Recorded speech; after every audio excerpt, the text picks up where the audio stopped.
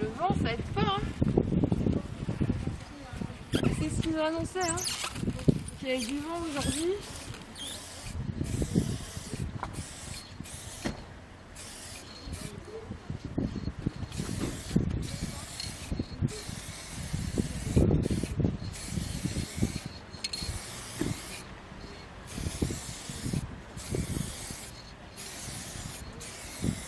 Et voilà.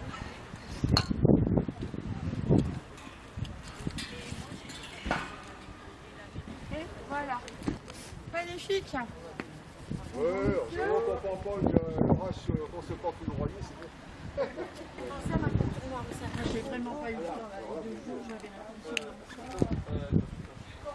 Alors après, quand on dit que j'étais bouffée.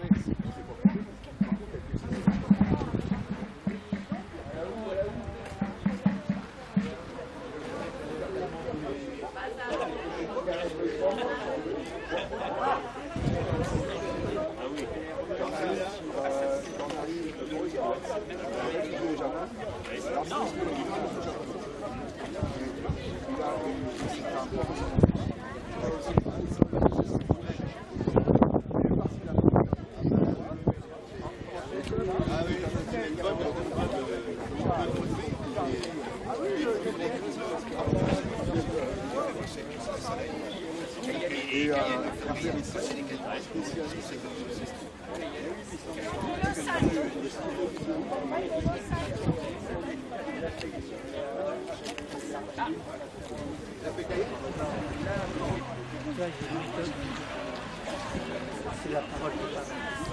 C'est pas les ateliers de stress, des tensions. C'est la parole. Du magnétisme par verbal. Oui, peut-être. Oui, c'est vrai que j'ai du magnétisme, mais j'ai pas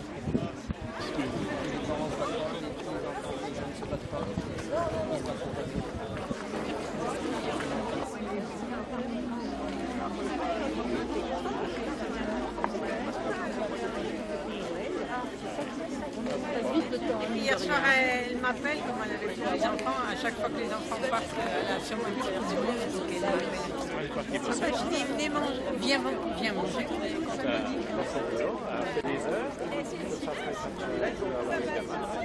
Non, mais avec le télétravail, elle ne peut pas faire son boulot. Et elle est toute seule. Bah, c'est dur. Elle dit, moi, les copies, scanner les trucs.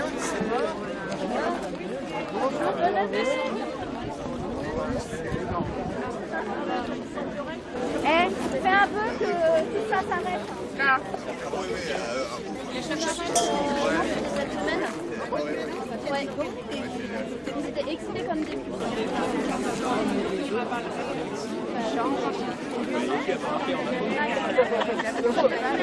Mettre de la viande. Des galettes. Ah bah, Ah si, pardon. c'est arrivé. Oui, bah, c'est arrivé le jour après les légumes. Ah oui, bah, ça va. Bah, alors on continue.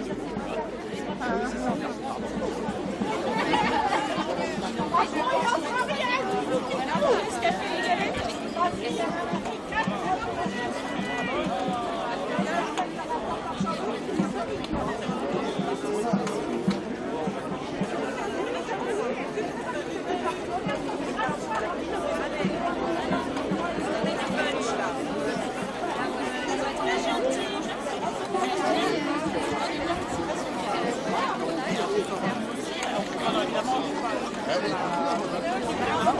Ouais, on m'a dit qu'ils étaient appelés, mais j'avais pas bien dit, c'est vrai, parce que c'est pas lui qui les a fait.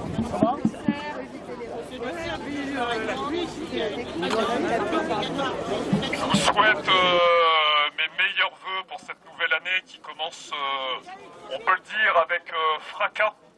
Bonne année! Bonne année à tous! Bonne année 2020!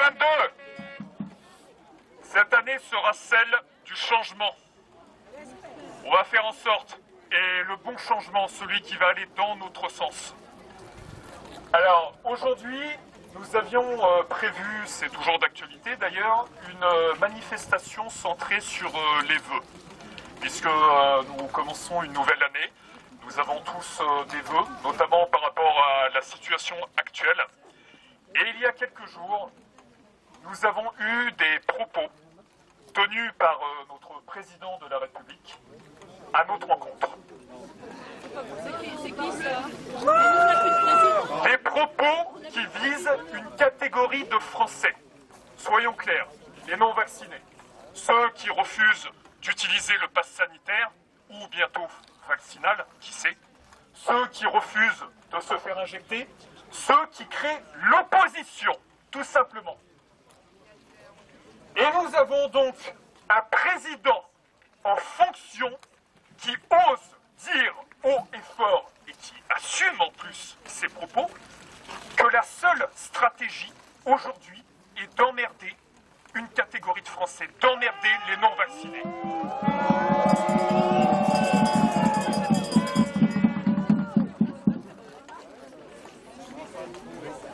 Une stratégie qui n'est en aucun cas sanitaire, qui aujourd'hui, je me demande si elle est réellement même politique. Nous avons juste un homme au pouvoir qui, clairement, se fait chier, faut le dire, et qui a juste envie d'asseoir son pouvoir, il a juste envie d'asseoir son pouvoir et de dire, bah, aujourd'hui, j'ai la possibilité d'emmerder une catégorie de Français, donc je le fais. Ça, c'est un gros problème. Discours gouvernementaux contradictoires. La division s'installe dans notre pays, au seul but de véhiculer la peur et instaurer la soumission. Au prix d'un choix délibéré de refuser cette doctrine, les non-vaccinés sont mis au banc de la société, stigmatisés et qualifiés de sous-citoyens. On entend même certains députés émettre l'idée de leur retirer leurs droits et le président de la République de les insulter publiquement avec force. Le pass vaccinal, voté le 5 janvier à l'Assemblée nationale, nous impose un changement de stratégie, plus ferme, mais non violente bien sûr.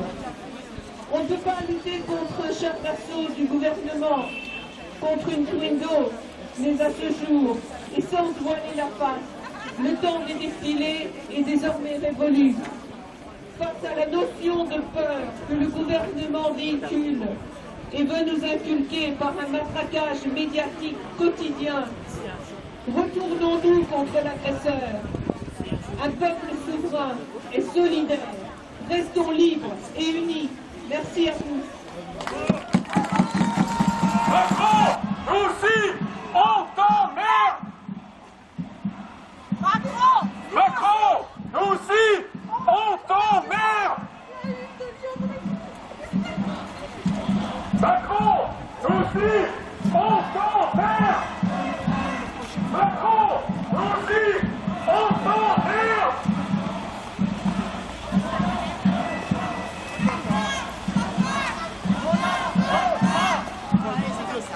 Macron, nous aussi, on t'emmerde! Macron, nous aussi, on t'emmerde! Macron,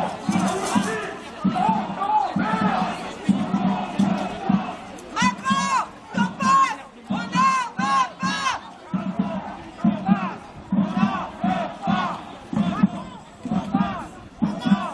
pas. Macron, ton père, on n'en veut pas.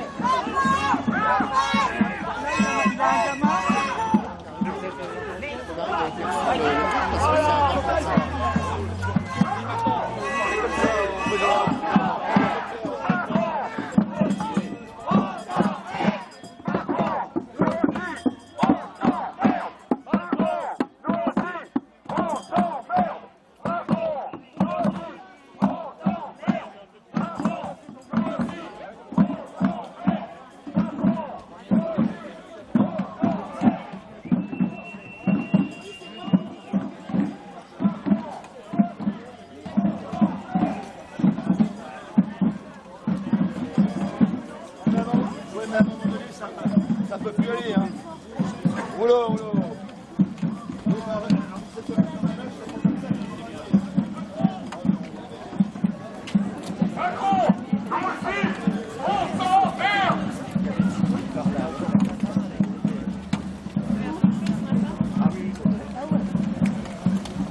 Il y a 700 000 personnes en mesure.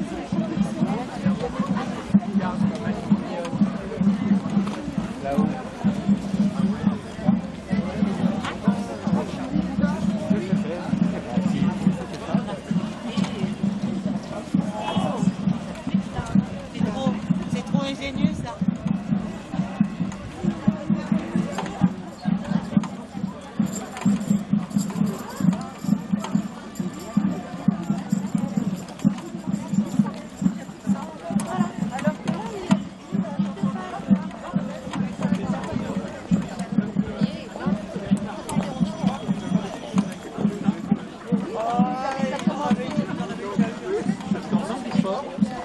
Il est obligé de se mettre près de son du chien. Il peut tirer à droite et à gauche.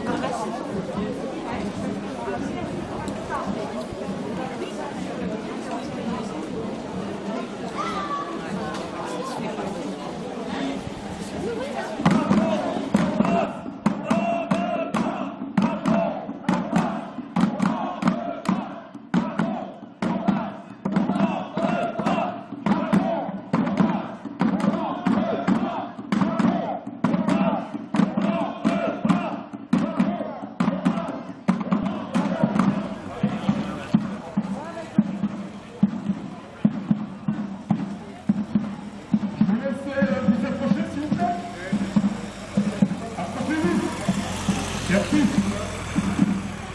Une phrase qu'a dite le président de la République, Emmanuel Macron. Vous allez très vite comprendre. Je l'ai dit, je le répète, le vaccin ne sera pas obligatoire. Ayons confiance en nos chercheurs et médecins. Nous sommes le pays des Lumières et de Pasteur. La raison et la science doivent nous guider. Le vaccin ne sera pas obligatoire. Et le pass vaccinal, c'est quoi? C'est pas une forme d'obligation? Et des phrases comme ça, il y en a à l'appel, hein. Que ce soit de Véran, de Castex, de Macron. Combien de contradictions, combien de phrases qui ont été dites, Blanquer également, combien de phrases ont été dites qui, des semaines ou des mois après, ont été contredites. Il y en a à l'appel. Et c'est ça, aujourd'hui, ce sont ces personnes-là, ces gens-là qui nous dirigent. C'est une honte. C'est une honte de ne pas être capable, en tant que dirigeant d'un pays, de la République française, c'est une honte de ne pas être capable d'être un homme de parole.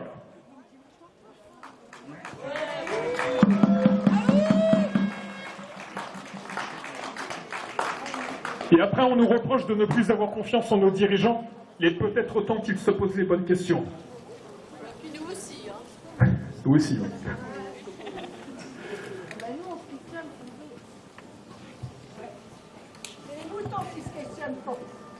Je vais laisser la parole à Sand.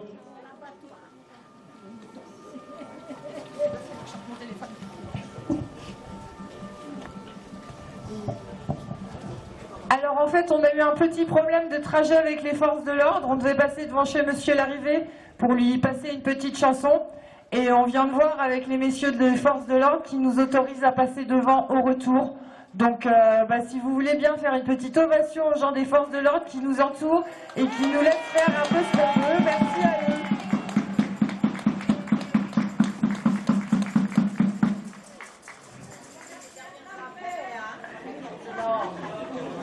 Kenyar Kanaway.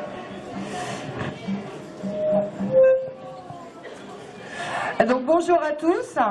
Et tout d'abord, tous mes voeux de courage et de chance pour 2022. Et ensuite, mes excuses pour le langage fleuri que je pourrais être amenée à employer. Parce que forcément, je vais vous parler d'emmerdement et d'irresponsabilité. De l'irresponsabilité d'un président qui assume tranquillement d'insulter une partie des citoyens et qui prétend parler en notre nom à tous en les emmerdant.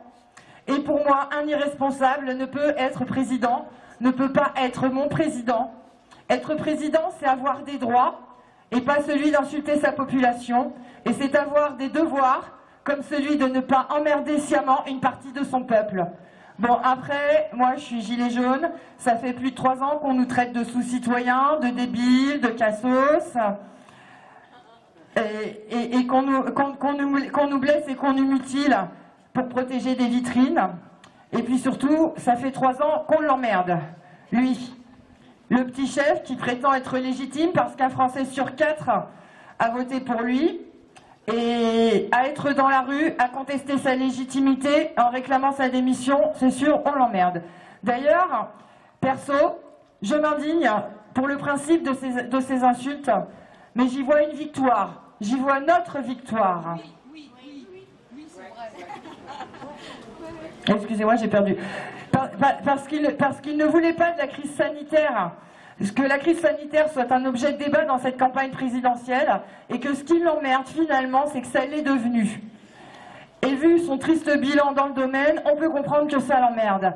Comme ça l'emmerde qu'on soit dans la rue ici, aujourd'hui, comme samedi dernier, et comme ça l'emmerdera encore samedi prochain. Ça l'emmerde parce que, sans bas Macron, oups, Omicron, notre présence dans la rue impose ce débat dans les débats. Et c'est ça notre victoire. Que tout soit calculé et mis en scène, certes. Que le « je les emmerde » ait été choisi et assumé ne change rien, que nous l'ayons obligé à en arriver à des termes insultants. Et quand l'insulte est le dernier argument de votre débat, on sait tous que le débat est tombé bien bas. Alors oui, aujourd'hui... Alors oui, aujourd'hui et demain, je voudrais vous remercier, je voudrais nous remercier de l'emmerder, d'être là, dans la rue, pour exercer notre liberté d'expression et d'opinion, pour faire exister une opposition visible contre lui. Je voudrais vous remercier de rester calme et serein dans nos mobilisations dans Lyon et d'être justement irréprochable, digne et citoyen dans nos manifestations. Et ça l'emmerde. Alors je vous dis bravo à tous, je nous dis bravo à nous. J'appelle Pierre qui avait une prise de parole. Et fais passer Alexis. Non mais moi j'ai rien à dire. Si, ça suit la formation d'avant. Ah, Pierre est là.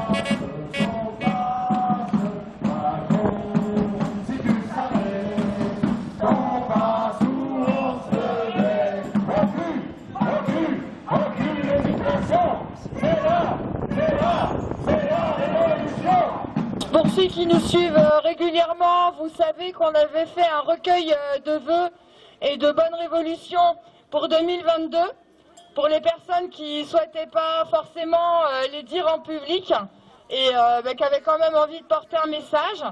Pendant que je vais vous lire celles qu'on a recueillies, je vous invite, pour ceux qui le souhaitent, à vous rapprocher du micro pour venir faire vos bons vœux 2022. Alors, on avait une boîte à vœux.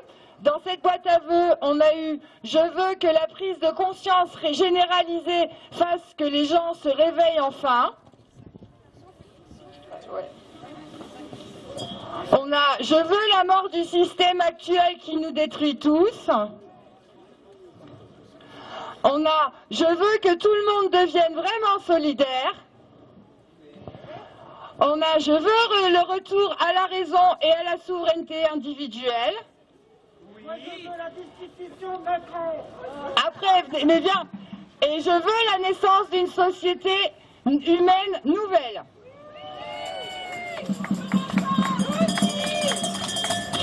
Et j'ai d'autres vœux.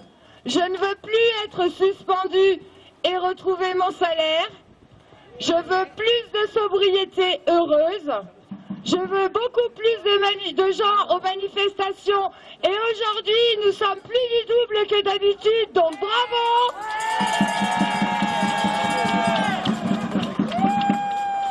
Je ne veux plus entendre parler du virus ni du soi-disant vaccin.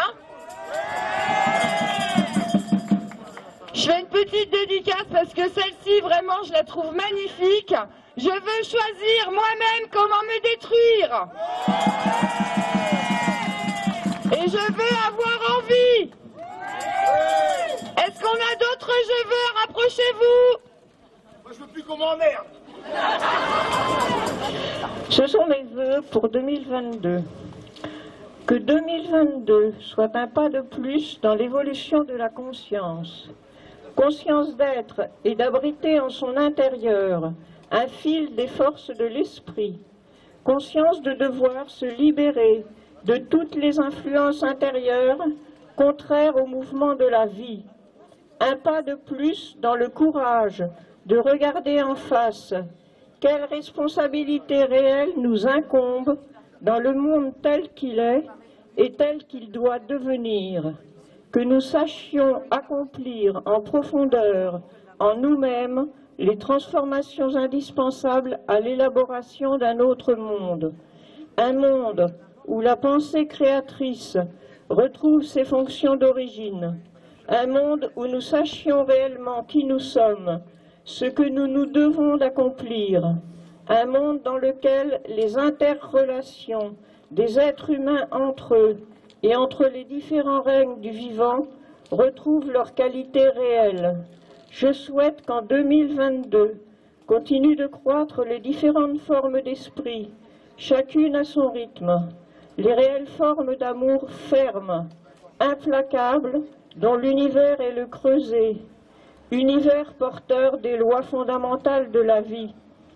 Je nous souhaite à tous bon courage et dis un grand merci à ceux qui organisent, coordonnent et soutiennent ce mouvement de résistance pour le respect de la vie. Sur Instagram, alors dans Story, j'ai vu que 5 ans pour un faux pass et pour un viol, c'est 6 mois.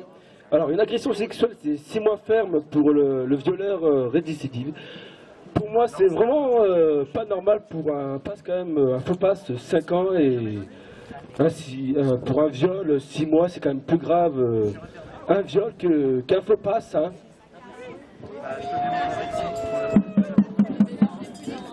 Où va la France, hein, on se demande hein, des fois. Au bout d'un moment, un long moment de silence, il y en a un qui se tourne vers sa amie et qui lui dit « Vraiment, je te remercie pour ce que tu m'as dit. »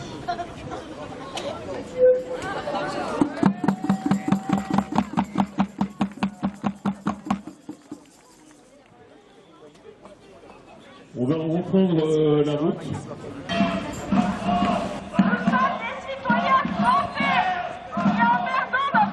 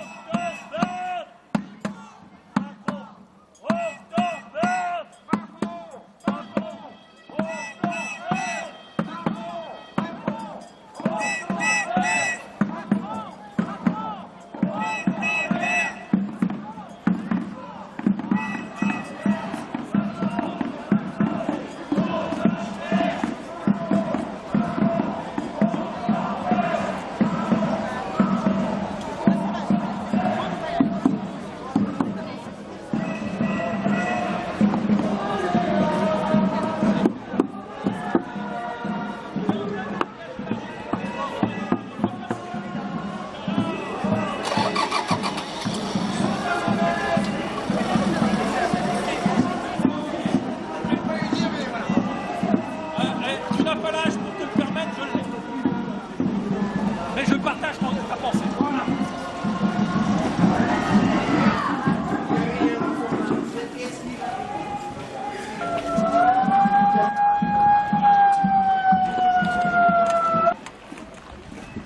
Je vous remercie à tous d'avoir été aussi nombreux aujourd'hui.